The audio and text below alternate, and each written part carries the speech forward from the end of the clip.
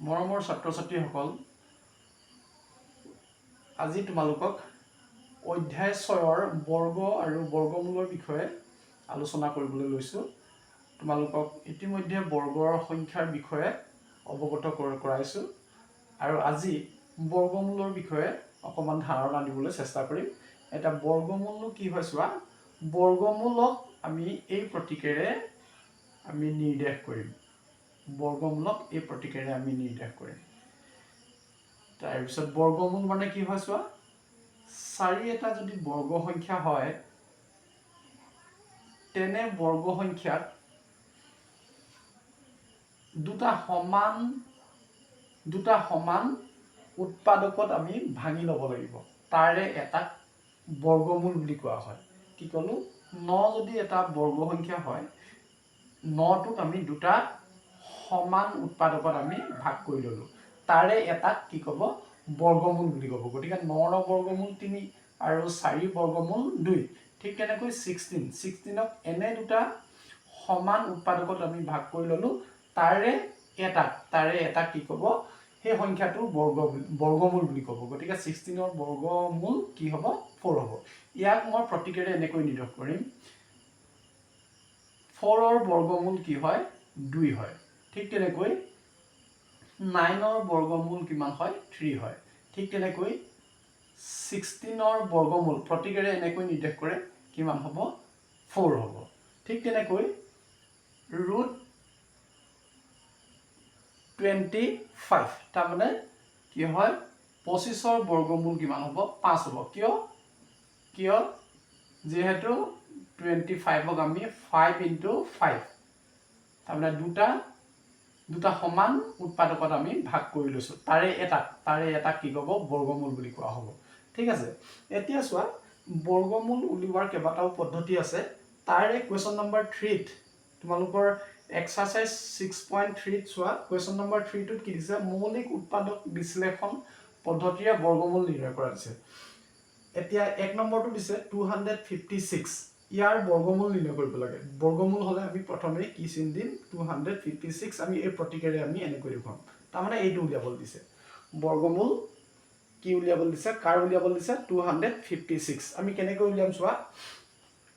আমি প্ৰথমে লিখি ল'ম 256। আমি কি কৰিম? চুটি নিয়মে হৰণ কৰিম। আমি হৰণ কৰিম। এতিয়া চোৱা, মৌলিক উৎপাদক বুলি কৈছে। মৌলিক উৎপাদক তোমালোকে এইখিনি বুজি পাইছা? এতিয়া মৌলিক উৎপাদক মানে কি হয় চোৱা। মৌলিক উৎপাদক হ'বলৈ হ'লে কি হ'ব চোৱা। 2, 3, 4টো নহ'ব। কিয় নহ'ব? 4টোৰ উৎপাদক দুটাতকৈ বেছি। যিবিলাক সংখ্যাৰ উৎপাদক মাত্ৰ দুটা, 1 আৰু সি নিজেই। তাৰমানে যদি 2 লৈছোঁ, 1 × 2 = 2। উৎপাদক 1 আৰু কিমান পালোঁ? 2 পালোঁ। আৰুতো নাপাওঁ। ঠিক তেনেকৈ 3ৰ যদি উৎপাদক বিচাৰোঁ, 1 × 3 = 3, 1 আৰু 3 পালোঁ। ঠিক আছে। আৰুতো বিচাৰি নাপাওঁ। কিন্তু 4টোক চোৱা। 4টোক 1 × 4 আকৌ 2 × 2 কৰিলেও আমি 4 পাওঁ। তাৰমানে ইয়াত উৎপাদক কেইটা পালোঁ? 1, 2 আৰু 4 পালোঁ। তাৰমানে ইয়াত 3টা পালোঁ। গতিকে 4টো এটা মৌলিক উৎপাদক হ'ব নোৱাৰে। ঠিক তেনেকৈ 2, 3টো কিন্তু মৌলিক উৎপাদক হ'ব। আমি এই মৌলিক উৎপাদক বিশ্লেষণ পদ্ধতিৰে আমি বৰ্গমূল কৰিম। তাৰমানে 2 আৰু 3ৰে কি কৰিম? ইয়াক হৰণ কৰিম। ঠিক আছে। আৰু মৌলিক উৎপাদক আমি উলিয়াব পাৰোঁ। মৌলিক সংখ্যা উলিয়াব পাৰোঁ। যেনে 5টো হ'ব 1 × 5। ইয়াৰ উৎপাদক কেইটা? 1 আৰু সি নিজেই। ঠিক আছে। দুটা হ'ব লাগিব। মৌলিক উৎপাদক হ'বলৈ হ'লে কেইটা হ'ব লাগিব? মাত্ৰ দুটা হ'ব লাগিব। ঠিক তেনেকৈ 6টো হ'ব নাই? 6টো নহ'ব। কিয় নহ'ব? 6টো নহ'ব। কিয়? 1 × 6 কৰিলে আমি 6 পাওঁ। আকৌ 2 × 3 কৰিলেও আমি 6 পাওঁ। কিয়? 1, 2, 3, 4 4টা কি আছে? ইয়াৰ উৎপাদক আছে। গতিকে এইটো 6টো নহ'ব। তোমালোকে এনেকৈ মৌলিক উৎপাদক বুজিবলৈ চেষ্টা কৰা। গতিকে 7টো চোৱা। 7টো হ'ব নাই? 1 × 7 1 আৰু 7 আৰু পাওঁ জানো? নাপাওঁ। গতিকে 7টো এটা কি হয়? মৌলিক উৎপাদক হয়। ঠিক তেনেকৈ 8টো হ'ব নাই? 8টো কিন্তু নহ'ব। কিয় নহ'ব? 8টো নহ'ব। 1 × 8 হয় আকৌ 2 × 4 কৰিলে আমি 8 পাওঁ কেইটা পালো 1 2 3 4 চাৰিটা উৎপাদক পাই গলো গতিকে মাত্ৰ দুটা থাকিব লাগিব আৰু তেনেবিলাকক আমি কি বুলি ক'ম মৌলিক উৎপাদক বুলি ক'ম ঠিক আছে বা মৌলিক সংখ্যা বুলি ক'ম এই মৌলিক সংখ্যা ব্যৱহাৰ কৰি আমি কি কৰিম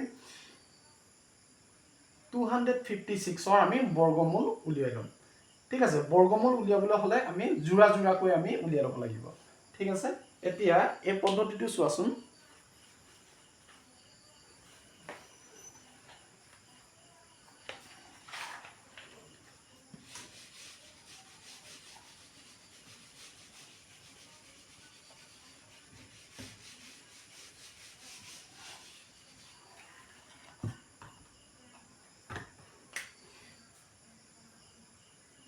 মই কৈছো 2 এটা মৌলিক উৎপাদক হয় গতিকে 2 ৰে আমি হৰণ কৰি যাম ইয়াৰ উৎপাদক বিশ্লেষণ কৰিব লাগিব গতিকে আমি প্ৰথমে কি কৰিম এই সংখ্যাটোত 256ক আমি 2 ৰে হৰণ কৰিম 2 × 2 তাৰ পিছত 2 × 2 4 আৰু 2 8 × 16 তাৰ মানে 2 ৰে 256ক আমি হৰণ কৰিছো 2 × 2 আৰু 5 টো নামিল 2 × 2 4 আৰু 1 থাকিল আৰু এই 6 টো নামি আহিল নহয় জানো 2 8 × 16 ঠিক আছে আমি হে পাইছো 128 পাইছো চোৱা আকৌ 8 থকাৰ কাৰণে আকৌ 2 ৰে গ'ল নহয় জানো 2 ৰে গ'ল কেইবাৰ যাব 2 ৰে 128ক 2 ৰে কিমান বাৰ যাব 2 ৰে হৰণ কৰা ইয়াতে কৰিব পাৰি 2 6 × 12 আৰু 2 4 × 8 ওলাই আছে তাৰমানে 2 6 × 12 এফালে 8 টো নামিল 2 4 × 8 হৈ গ'ল গতিকে 64 বাৰ পালো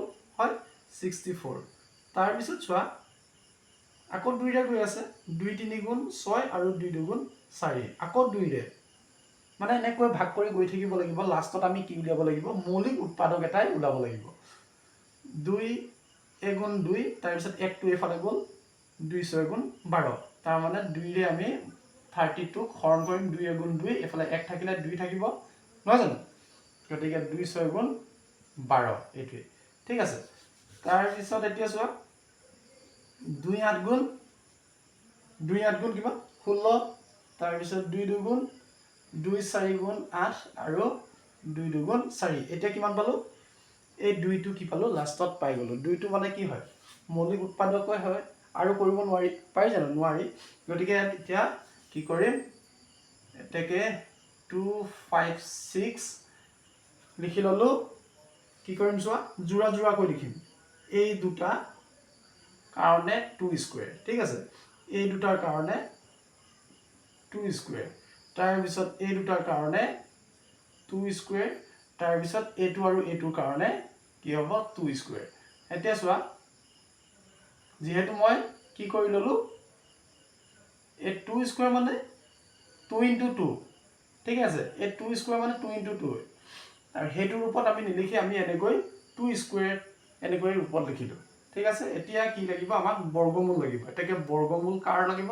প্ৰতীক ব্যৱহাৰ কৰিম 256 256ৰ বৰ্গমূল উলিয়াম তাৰে এটা লম নহয় জানো যেহেতু 4ৰ বৰ্গমূল হলে কি লওঁ যেহেতু 2 × 2 কৰিলে আমি 4 পাওঁ তাৰে এটা লওঁ ইয়াৰ বৰ্গমূল হয় ঠিক আছে গতিকে ইয়াৰ জোৰা আছে এটাই ল'ব লাগিব ইয়াৰ জোৰাত এটা আৰু ইয়াৰ জোৰাত এটা আৰু ইয়াৰ জোৰাত এটা এতিয়া আটাইকেইটা পূৰণফল যি হ'ব হেতুৱে হ'ব 256ৰ বৰ্গমূল 2 2 × 4 4 2 × 8 8 2 × 16 গতিকে 16 টো এটা কি হয় বৰ্গমূল হয় ঠিক আছে এটা দ্বিতীয়টো চোৱা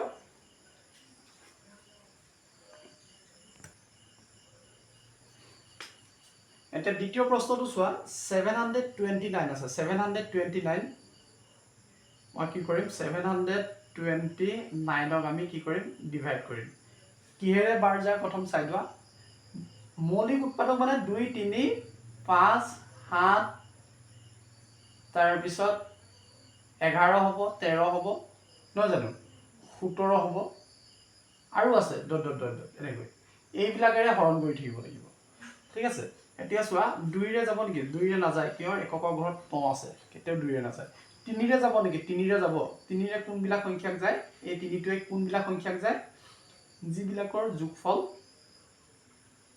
3 তিনিৰে হৰণ যায় যোগফলক এতিয়া এই অংককেইটাৰ যোগফলটো চোৱা 7 2 9 9 9 18 18 তিনিৰে কেইবাৰ যায় তাৰমানে 3 9 গুণ নহয় 3 6 গুণ 18 গতিকে তিনিৰে ভাগ কৰিব পাৰি 18 নহয় জানো গতিকে এই সংখ্যাটোক আমি তিনিৰে হৰণ কৰিব পাৰি আৰু তিনিটো এটা মৌলিক উৎপাদকে হয় গতিকে তিনিৰে হৰণ কৰি চাওঁ কিমান যায় তিনিৰে হৰণ কৰি চাওঁ 729 3 2 6 1 থাকিলে 2 থাকিলে 3 4 গুণ 12 নহয় জানো তাৰপিছত এই 9টো থাকি গ'ল 3 3 গুণ 9 কিমান বাৰ গ'ল 243 বাৰ গ'ল নহয় জানো আকৌ চোৱা আকৌ কিহেৰে গৈ আছে চোৱা 2 4 3 এই তিনিটো থকাৰ কাৰণে 2ৰে নাযায় ইয়াক 2ৰে নাযায় 5ৰেতো নাযায় নহয় জানো এই 3ৰে যায় নেকি চোৱা 3ৰে যাবলৈ হ'লে আকৌ এই অংককেইটাৰ যোগ কৰা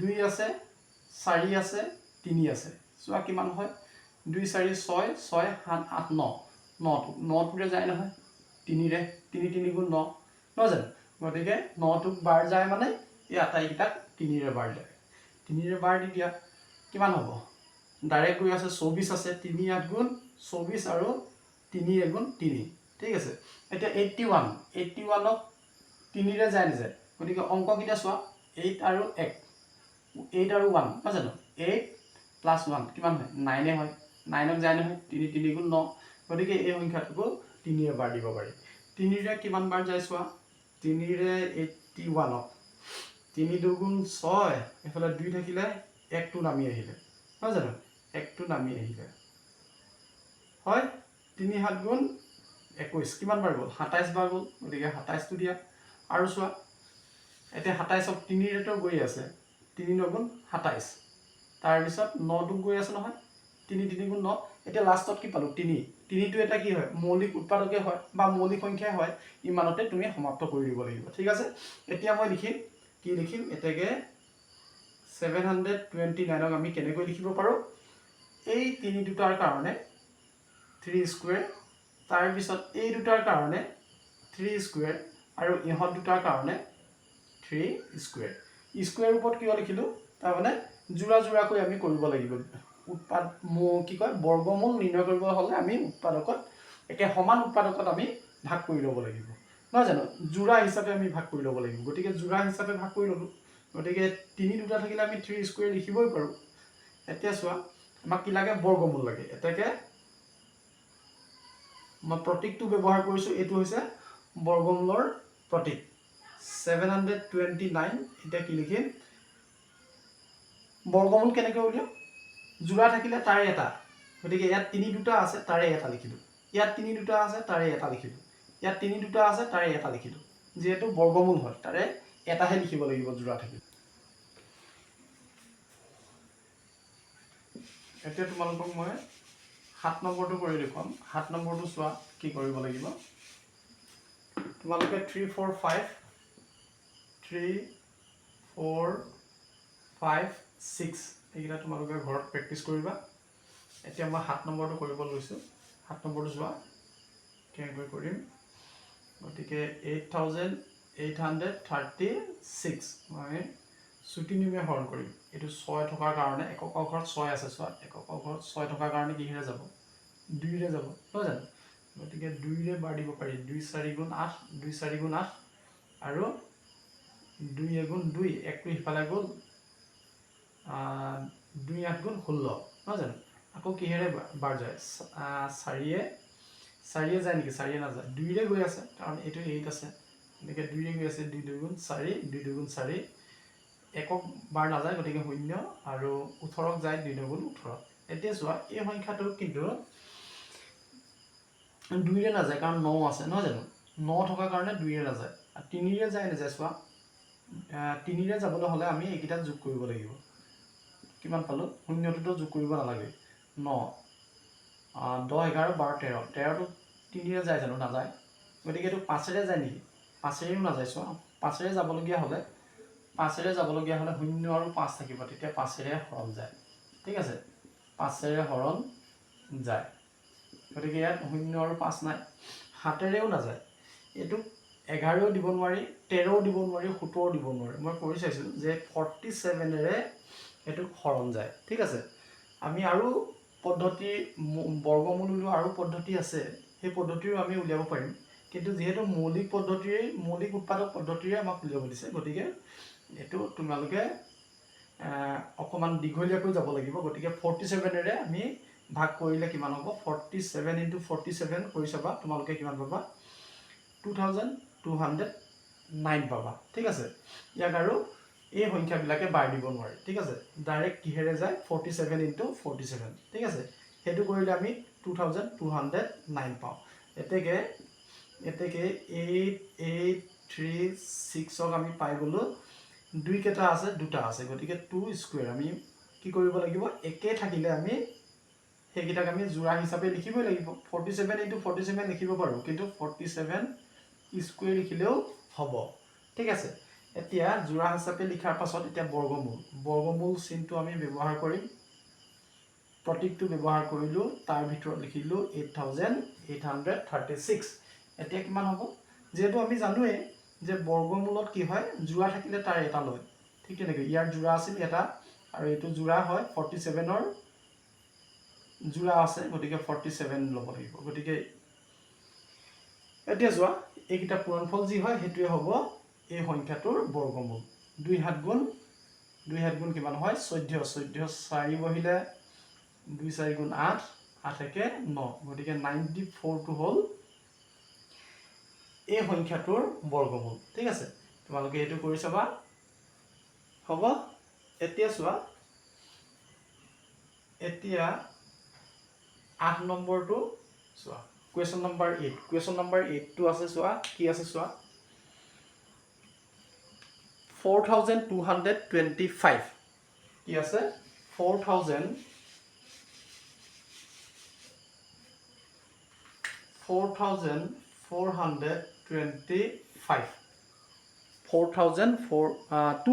200 এইটো 200 হয়। 225ক আমি বৰ্গমূল নিৰ্ণয় কৰিব লাগে মৌলিক উৎপাদক বিশ্লেষণ পদ্ধতিৰে। আকৌ পুনৰবাৰ লিখি ল'ম, নহয় জানো? লিখি ল'লোঁ, কি কৰিম? চুটি নিৰ্ণয় হৰণ কৰিম। এতিয়া চোৱা, ইয়াত এককৰ ঘৰত 5 আছে। এককৰ ঘৰত যদি 5টো থাকে, তেতিয়া 5ৰে হৰণ যায়। গতিকে ডাইৰেক্ট আমি 5ৰে হৰণ কৰিব পাৰিম, নহয়নে? 5ৰে হৰণ কৰি দিয়া, 4টোক নাযায়, গতিকে 2টালৈ ধৰিলোঁ। 42 5 8 × 40, এইফালে 2টো এইফালে গ'লগৈ, 22 হৈ গ'ল। 22ক চোৱা, তাৰমানে 5ৰে 4225ক হৰণ কৰিছোঁ। 5 8 × 40, মানে এই 2টোৰ কথা কৈছোঁ মই। এই 2টো ইফালে গ'লগৈ, এই 2টোতো আছেই, এই 2টো সিফালে গ'লগৈ, 22 হ'ল। আৰু 5 4 × 20, আকৌ এই 2টো ইয়াত থাকি আহিলে, তাৰপিছত এই 5টো ইয়াত নামি গ'ল, নহয় জানো? গতিকে 25 পালোঁ। 5 5 × 25, এতিয়া কিমান পালোঁ? 845। ইয়াত লিখি দিম 845, নহয় জানো? আকৌ চোৱা, আকৌ এককৰ ঘৰত কি পালোঁ? 5 পালোঁ, গতিকে 5ৰে গৈ আছে, গতিকে 5টো পুনৰবাৰ লিখি ল'ব লাগিব। কিমান বাৰ গৈছে চোৱা? 5ৰে গৈ আছে 845ক চোৱা। 5 × 5, এইফালে থাকিলে 8ৰ পৰা 5 গ'ল, থাকিল 3, এইফালে 4টো নামিল, নহয় জানো? 4টো নামিল। এতিয়া 34 হ'ল। 34ক 6 বাৰ দিব লাগিব, 5 6 × 30, তাৰপিছত 4টো নামিল, আৰু এইটো 5টো ইয়াত। এতিয়া 5 9 গ'ল, 5 9 গ'ল কি হয়? 45। কিমান বাৰ গ'ল? 169 পালোঁ, নহয় জানো? এতিয়া 169ক আমি বৰ্গ সংখ্যাত এইটো এটা বৰ্গ সংখ্যাত আমি বিচাৰি পাওঁ 169। কাৰ বৰ্গ? তোমালোকে জানা যে 13ৰ বৰ্গ। এনেকৈ উলিয়াই ল'ব লাগিব 13ৰ বৰ্গ। কিয়? এইটো বাৰ দিব নোৱাৰি, 2ও বাৰ দিব নোৱাৰি, 3ও বাৰ দিব নোৱাৰি, 5ৰেও নোৱাৰি, 7ৰেও নোৱাৰি। ডাইৰেক্ট কিহেৰে যায়? 13 যায়। গতিকে 13ৰ দুটা পূৰণ কৰিলে আমি 169 পাওঁ। ঠিক আছে, 13ৰ বৰ্গ 169, সেইটো মনত ৰাখিবা। এনেকুৱা ডাঙৰ সংখ্যা কিছুমানক আমি ডাইৰেক্ট মনত থ'বই লাগে। ঠিক আছে, এতেকে কি লিখিম? আমি যোৰা হিচাপে পাই গ'লোঁ 4225ক আমি যোৰা হিচাপে ব্যৱহাৰ কৰিম। 5 × 5, তাৰমানে 5 যোৰা আছিলে, 5 স্কুৱেৰ। আকৌ এইফালে 13 × 13, তাৰমানে 13 স্কুৱেৰ হৈ গ'ল। এতিয়া চোৱা, আমি এতিয়া কি কৰিম বৰ্গমূলৰ চিনেৰে আমি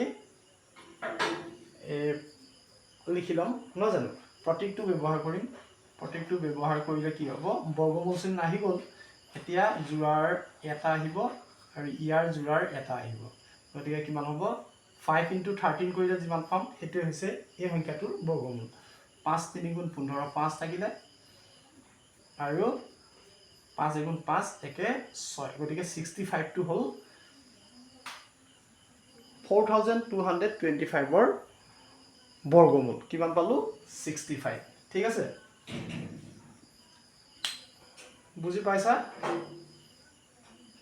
ঠিক আছে তোমালোকে 3 4 5 এইটা কৰিবা 3 4 5 6 টো কৰিবা 7 টো কৰি দিলো 7 to 8 টো কৰি দিলো ঠিক আছে এইকিটা চেষ্টা কৰিবা ঘৰত পাৰিবা থ্যাংক ইউ